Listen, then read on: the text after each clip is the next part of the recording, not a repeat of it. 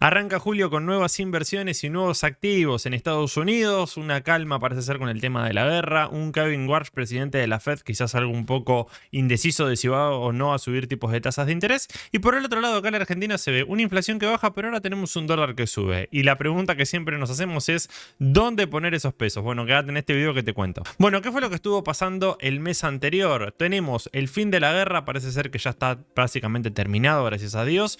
Tenemos un petróleo que está bajando, lo teníamos casi en máximos de 100, actualmente ronda los $70 el barril, así que esa parte ya estaría solucionada. Esto lo que mayormente tiene como problema es que si vos tenés un petróleo muy alto, te va a impactar en inflación, te termina impactando en precios. Entonces ese punto era muy clave para determinar a ver si impactaba la inflación y qué medidas iba a tomar la Fed. Y por el último dato tenemos que hay nuevo presidente de la Reserva Federal, está Kevin Warsh, donde se mostró justamente una especie de política monetaria quizás un poco distinta, ¿no?, a lo que estamos acostumbrados. Él es un fiel defensor de dar los datos cuando hay que darlos, no adelantarse y demás. ¿A qué me refiero con esto?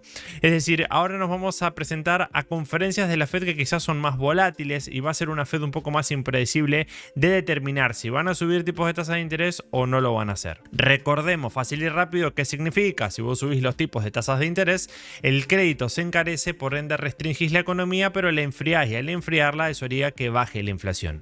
Por ende, si vos bajás tipos de tasas de interés, lo que hace ahí es incentivar el crédito, por ende se mueve más capital y por ende eso haría que la inflación a la larga empiece a aumentar. Ahora, teniendo en cuenta que la tasa de interés sube, eso afecta a los bonos. Si yo tengo un bono que a mí me rinde más y me rinde por encima de la inflación, yo voy a preferir vender activos, es decir, como acciones, para irme a este bono americano. Pero bueno, Warsh dijo que ya el efecto inflacionario dentro de todo estaría como controlado, es decir, están por encima del dato que ellos quisieran, que es el 2%, pero ya hay unos riesgos, digamos, muy fuertes con este tema del petróleo, estarían solucionados. Entonces ya ahí ya tenemos la primer punta de lanza donde uno empieza a especular, bueno, quizás no suban tipos de tasas de interés porque no tiene sentido. ¿Para qué vas a enfriar y ahogar más la economía a costa de bajar más rápido la inflación si ya el efecto que te hacía subir la inflación, que era el tema de la energía, no lo tenés? Y ahí es donde se empieza a especular. Entonces, ¿qué activos serían los que yo estoy viendo en consideración en base a este escenario? Bueno, estos activos son tres. El primero, como te pongo acá, es el S&P 500, ¿sí? El famoso SPI, que se encuentra en un soporte relevante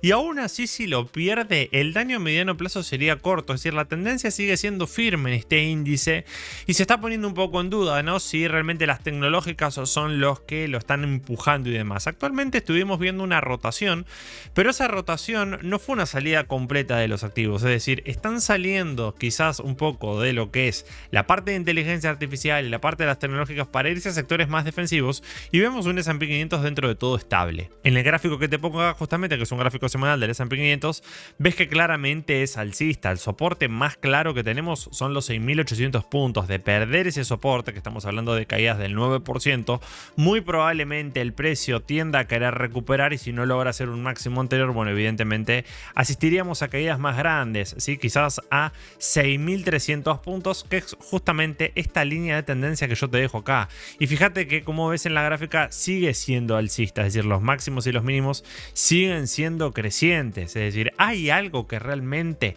impacte a nivel económico, algún dato fundamental que nos dé el indicio de un retroceso por ahora. Bueno, lo que más se pone en duda es esto de la Fed, de que la Fed suba tipos de tasas de interés, pero como te digo, lo veo muy difícil que estrangules más la economía. Es mejor quedarnos en el molde, ver lo que pasó con el tema de la guerra y justamente después vemos a ver si eso realmente tiene un impacto en el dato de inflación que se va a conocer este mes.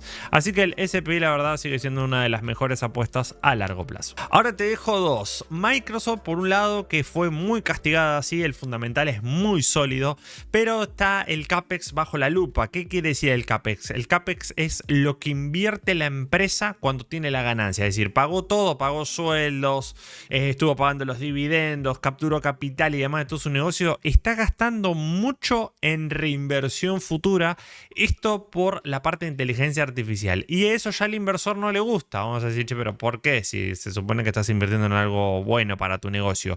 Claro, el problema es que eso después te tiene que generar rendimientos y vos estás gastando muchísimo capital en algo que no sabes qué rendimiento por ahí vas a tener. Podés llegar a tener un estimado, y eso es justamente la paliza que está sufriendo Microsoft desde lo que va de principio de año. Microsoft, como vemos, desde julio más o menos a noviembre tuvo una estructura doble techo, ¿sí? Esto no me quiero centrar mucho en el análisis técnico, pero bueno, nos daría correcciones en un gráfico semanal. Y como vemos, ya tenemos caídas importantes en el precio, es decir, desde máximos históricos tenemos una caída de un 29. También estamos en zonas de soporte, ¿sí? Es decir, de largo plazo tenemos justamente esta zona que tenemos acá. Hay una zona de soporte con una línea de tendencia incluso. Fíjate cómo los niveles se van acomodando entre sí. Si yo me voy a sacar los indicadores, fíjate que la tendencia sigue siendo alcista. Faltaría que este nuevo máximo sea más grande que el anterior.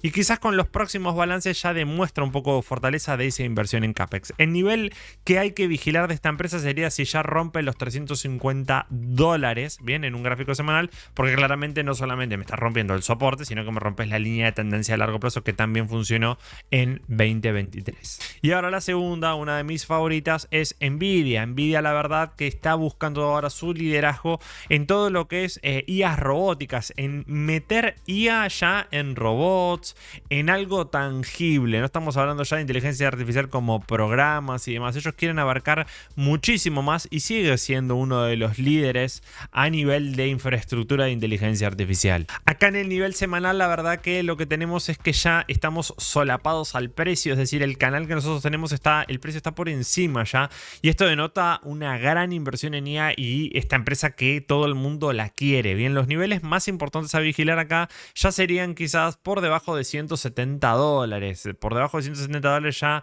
no solamente estoy rompiendo la parte de la solapación, ¿no?, que tendría el canal arriba, sino que ya estamos hablando de que si viene una corrección muy grande, podría llegar a tener caídas del 60% o incluso quizás de más o menos unos $90. Estamos hablando de donde estamos de precio, tendremos una caída de casi el 50%. No lo veo ahí realmente, pero el nivel a controlar serían los $150, $160 para Nvidia, la cual me parece muy buena empresa. Bueno, ¿qué estuvo pasando en el ámbito local? A ver, tuvimos movimientos con el tipo de cambio, ¿sí? Como te pongo acá, el dólar pasó de unos 1.400 a unos 1.500. Hubo gente que se asustó, hubo gente que estaba metido en letras, es decir, en activos que hacen tasa fija. Y la verdad que se quedaron atrás con respecto al dólar. Con respecto a la inflación prácticamente quedamos igual, porque como vemos la inflación tendería a seguir bajando y rondaría en torno al 1,8 para el dato del mes de junio, que se va a conocer este mes, si no mal recuerdo creo que era el 14. Entonces, como vemos acá, la proyección de la inflación es a la baja. ¿Qué es lo que nos faltaría acá? En realidad lo que faltaría es que la inflación siga bajando para que la tasa fija le empiece a ganar a la inflación. Entonces ahí ya podemos decir que aunque incluso el plazo fijo sería mejor que entrar en algún tipo de inversión básica. El problema viene acá, es decir, cuando tenemos subidas en el tipo de cambio. ¿Por qué? Porque a nosotros va a convenir mejor comprar dólares a 1.400 pesos y si sube, evidentemente vamos a tener ese dinero, no diría que ganancia, sino protegido, porque vamos a tener el mismo poder de compra. Pero con la inversión que harías en un instrumento cero o en un instrumento de tasa fija, ahí ya quedarías por debajo o a la expectativa de ver qué es lo que pasa con el tipo de cambio. A ver, como te comenté en otro video, dólares hay, tenemos que las reservas están aumentando, el campo está liquidando, este dólar beneficia al campo justamente para poder liquidar y ya el tipo de cambio quedaba un poco atrasado. Acá ya te traigo tres alternativas, tanto si sos conservador, moderado o agresivo. A ver, para los conservadores, los que buscan únicamente hacer capital, lo mejorcito y de corto plazo es el TZXM7 y la D31G6. El primero es un bono que ajusta por ser. Vamos a decir, che, pero la inflación está bajando, ¿realmente sirve? Te va a servir por lo menos unos meses, porque si la inflación continúa bajando, este bono paga ser más un porcentaje, entonces vas a estar cubierto para hacer más pesos, le vas a estar ganando a la tasa fija. Si la inflación no llega a bajar muy rápido, evidentemente vas a estar ganando más pesos. Y el dólar, bueno, ahí es donde entra este segundo bono, que es la D31G6, que es un bono dólar linked, el cual ajusta por tipo de cambio oficial. Entonces, con los pesos que hago acá, más que si el dólar a mí me llega a subir de precio, con este activo estoy protegido. En el caso de que la inflación no dé del todo bien y el dólar no se mueva mucho, voy a hacer más pesos acá y en este relativamente no haría muchos pesos, estaría igual en la misma cantidad. Y si se dispara muy fuerte el dólar, acá ganaría muchísimos más pesos y acá igualmente ganaría pesos, pero no ganaría en la misma proporción que lo ganaría en el segundo bono. Entonces es para un perfil conservador que lo único que busca es conservar el capital de corto plazo plazo, quizás unos 2 o 3 meses, y luego después ver cómo se va comportando tanto el dólar como la inflación para ir capturando la mejor tasa posible. ¿Qué pasa con los moderados? Bueno, los moderados les traigo la TXMJ9, que era un bono Tamar que lo habíamos comentado, y después ya tenemos el TMJO, que también es Tamar. La tasa Tamar es una tasa, o estos bonos en realidad son una tasa dual, es decir, pagan SER o Tamar. ¿Qué es esto de SER o Tamar? La Tamar es el plazo fijo mayorista y el SER evidentemente sigue la inflación. Si bien son bonos a vencimientos un poco más largos, 29 del 6 de 2029 y 28 del 6 de 2030, acá paga la tasa más grande. Entonces, si la inflación sigue bajando, te pagan la del plazo fijo mayorista y viceversa. Si la inflación se descontrola mucho, vas a ganar la SER. Al ser dual tiene esto de que yo puedo justamente no ir por la mejor tasa, sino estar cubierto en estos dos frentes, pero ofrecen un mayor rendimiento de lo que ofrecían los otros bonos anteriores. Ahora hay que tener en cuenta también la curva de los bonos. Como vemos en la curva, estos bonos ya están prácticamente lejos de cualquier otro bono corto y están rendiendo tasas bastante interesantes, es decir, cercanas al 6%. ¿Cuál es el riesgo principal acá? Que realmente tengamos una subida muy fuerte de dólar, zonas de 1.700, 1.800 pesos, y que la cantidad de pesos que vas a adquirir estará muy por debajo de lo que pueda llegar a subir el tipo de cambio. Es el único riesgo, por eso es más para un perfil moderado o para alguien que necesite un capital a una tasa muchísimo mayor en mucho más tiempo. Estamos hablando ya acá un promedio de 6 meses en adelante. Y para completar ya tenemos al agresivo, que lo único que tenemos acá que realmente me pareció interesante después de este afloje con el tema de lo que fue la energía, y sabes que igualmente el sector energético acá en Argentina está muy fuerte, es YPF. YPF sigue siendo una de las mejorcitas, ha tenido un retroceso y creo yo que igualmente con todas estas estaciones nuevas de servicio y nuevos modelos de negocio que quiere hacer, puede llegar a ser uno de los impulsos justamente más interesantes a la hora de invertir en renta variable local. Como vemos en pantalla, la secuencia sigue siendo alcista, máximos y mínimos crecientes. Este máximo es más grande que el anterior. El Merval realmente estuvo muy complicado este año para poder hacer nuevos máximos. Como vemos, tuvo una caída en esta última semana del 2%, así que el nivel más importante a vigilar serían quizás los 39 a 38 dólares.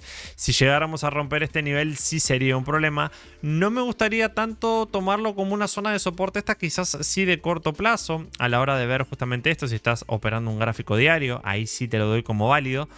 Pero lo cierto es que bueno, es el máximo anterior y lo está poniendo a prueba. Hay algunos incluso que están viendo una especie de estructura hombro-cabeza-hombro, la cual indicaría un posible cambio de tendencia acá. Entonces, por eso justamente soy como más cauteloso en este nivel que está un poquitito más abajo, acá en zonas de casi 40 dólares. Acá de última esperaría quizás un poquitito a ver si cae, sí, a 40, 41 para poder hacer alguna compra que me gusta mucho más porque tenemos los máximos y mínimos crecientes justamente. De hecho, si ponemos medias móviles también tenemos la media móvil de 50 acá que actúa como un soporte dinámico y la verdad creo yo que estaría bastante bien. Si la tenés en cartera estamos hablando incluso de una caída de un 10 que me animaría en esos valores como estamos de quizás recomprar un poco más, bien, pero ya te digo, no es algo que tendría que ya invertir, te lo dejo ahí como perla, ¿no? Como para que le pongas la lupa, porque la verdad me parece una acción bastante interesante, sobre todo que después de lo de la guerra y los nuevos modelos de negocio, yo creo que igualmente le puede ir bien.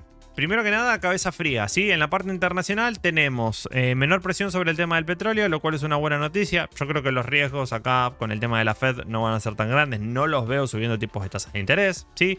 Un quiebre en el soporte del S&P 500 no cambia la tendencia de largo plazo, pero sí van a venir correcciones más grandes, acordate justamente lo que te dejé. Y tanto Microsoft como Nvidia son muy buenas empresas, sobre todo Microsoft después de la castigada que está teniendo por este tema del CAPEX. En el ámbito local, tuvimos un salto de tipo de cambio, eso lo que hace es mermar las ganancias de la tasa fija que vos tengas si le querías ganar al dólar, por eso te dejo digamos activos compuestos como SER, Tamar o incluso dólar linked para poder justamente proteger cuando tenés las subidas de tipos de cambio, ¿sí?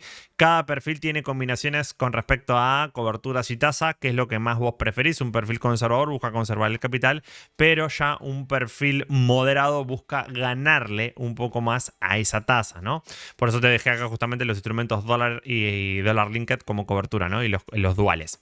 Y ya después, bueno, el equity, la parte más agresiva, creo que YPF sigue siendo muy buena empresa y está en niveles relativamente oportunos. Espero que este video y visión te hayan sido claros, que hayas podido entender justamente qué es lo que estaba pasando el mes anterior, qué es lo que viene un poquito de este mes. Acordate que hacemos vivos todos los días de lunes a viernes, 10 horas de la mañana.